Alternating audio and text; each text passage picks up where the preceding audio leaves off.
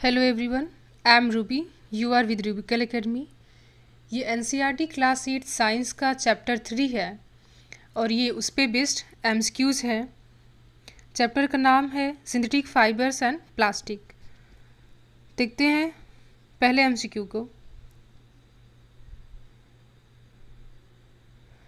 Consider the statements. पहला है, colour change कर दी 1 मिनट। पहला है कॉटन, वूल, सिल्क, रेयॉन और नेचुरल फाइबर्स। तो यहाँ पर रेयॉन जो है ये नेचुरल फाइबर नहीं है, ये आर्टिफिशियल फाइबर है। तो पहला स्टेटमेंट यहाँ पे गलत हो जाता है। दूसरा है synthetic fibres are man made and made up of polymers whereas natural fibres are not made up of polymers. तो सिंथेटिक फाइबर्स के बारे में तो ये सही लिखा गया है कि ये मैन मेड होते हैं, इन्हें आर्टिफिशियल भी बोला जाता है और ये पॉलीमर्स के बने होते हैं। लेकिन नेचुरल फाइबर भी पॉलीमर्स के बने होते हैं, यहाँ पर ये गलत दिया गया है कि ये नेचुरल फाइबर्स और not made up of polymers, ये गलत है। सिंथेटिक और नेचुरल दोनों फाइबर जो है ये पॉलीमर्स के बने होते हैं, तो ये स्टेटमेंट गलत हो जाता है। Cotton is a polymer called cellulose, तो ये सही है। और यही चीज़ सेकेंड स्टेटमेंट में गलत दिया है, एक नेचुरल फाइबर पॉलीमर्स के नहीं बने होते। और कॉटन क्या है, नेचुरल फाइबर है और ये पॉलीमर्स का बना होता है, जिसे सेलुलोज बोला जाता है।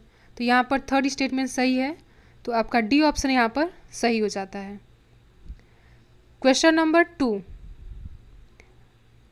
Which one of the following fibre is obtain from chemical treatment of wood pulp and is also called artificial fibre. तो रेयॉन को आर्टिफिशियल सिल्क, तो रेयॉन को आर्टिफिशियल सिल्क बोला जाता है। क्यों? क्योंकि जब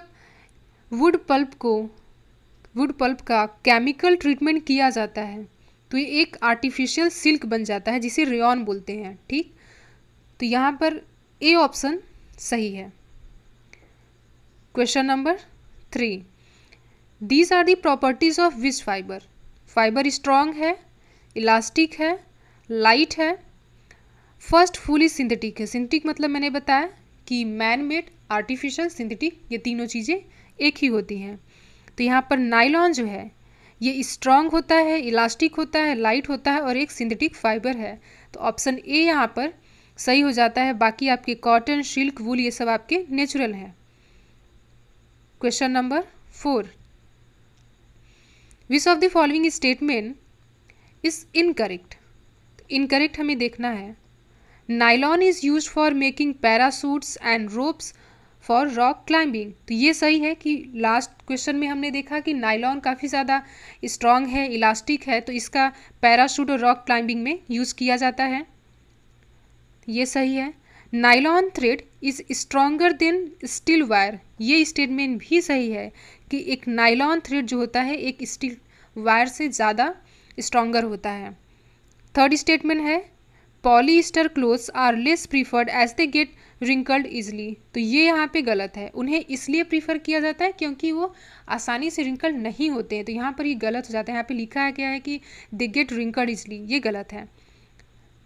terylene, PET are type of nylon fibre, तो ये यहाँ पर स्टेटमेंट ये भी गलत है कि ये नाइलॉन फाइबर के नहीं, ये रेयॉन फाइबर के टाइप हैं। तो आपका 3 और 4 जो कि सी में दिया गया है ये सही ऑप्शन है। Question number 5, which synthetic fibre appears to resemble wool and is used for making sweaters for winter. तो वूल जैसा बिल्कुल दिखने वाला क्या है? एक्रिलिक, जो कि बिल्कुल वूल जैसा दिखने में लगता है और इससे स्वेटर भी बनाए जाते हैं। तो ये यहाँ पर आपका सी करेक्ट हो जाएगा, क्योंकि वूल के अलावा एक्रिलिक का भी यूज़ किया जाता है स्वेटर्स बनाने में। ठीक, वूल जो है ये नेचुरल है। Question number 6, consider the statements.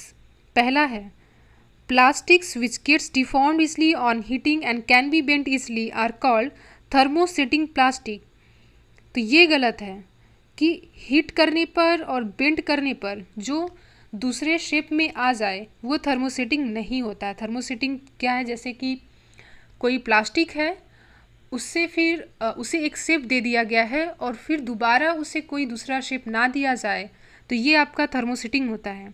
तो यहाँ पर लिखा गया है कि हीट और बेंड करके उसे दूसरे शेप में किया जाए थर्मोसेटिंग होता है, तो ये गलत हो जाता है। Bakelite and melamine are example of thermosetting plastic, तो ये सही है कि बेकेलाइट और मेलामाइन ये थर्मोसेटिंग प्लास्टिक के एग्जाम्पल हैं। क्यों? क्योंकि एक बार जब कोई शेप दे दिया जाता है तो वो उसी शेप में हो जाता है, फिर दोबारा उसे जैसे और प्लास्टिक को रीयूज़ किया जाता है, कंपनीज़ में जाता है तो उसे वहाँ पर हीट किया जाता है, फिर दूसरे प्रोडक्ट बनाए जाते हैं। लेकिन बेकेलाइट मेलामाइन के प्रोडक्ट्स के साथ ऐसा नहीं होता है। Bakelite is used in making electric switches, तो ये भी यहाँ पर करेक्ट स्टेटमेंट है कि बेकेलाइट का यूज़ किया जाता है इलेक्ट्रिक स्विचेस बनाने में। तो यहाँ पर आपका 2 और 3 ऑप्शन सही है, तो सी यहाँ पर सही है।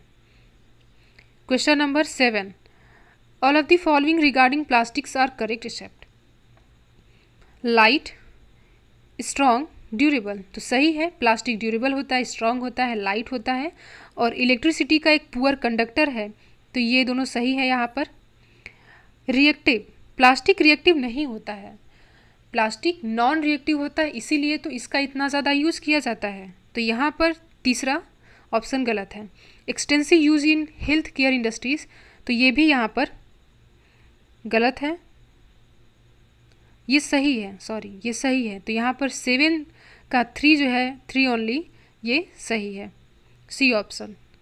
Question number 8, consider the statements plastic bags take 10 to 15 years to degrade hence are called biodegradable, तो ये गलत है। बुक में तो मेंशन ही नहीं किया गया है कि कितना टाइम प्लास्टिक लेगा डिग्रेड होने में, तो ये यहाँ पर गलत है।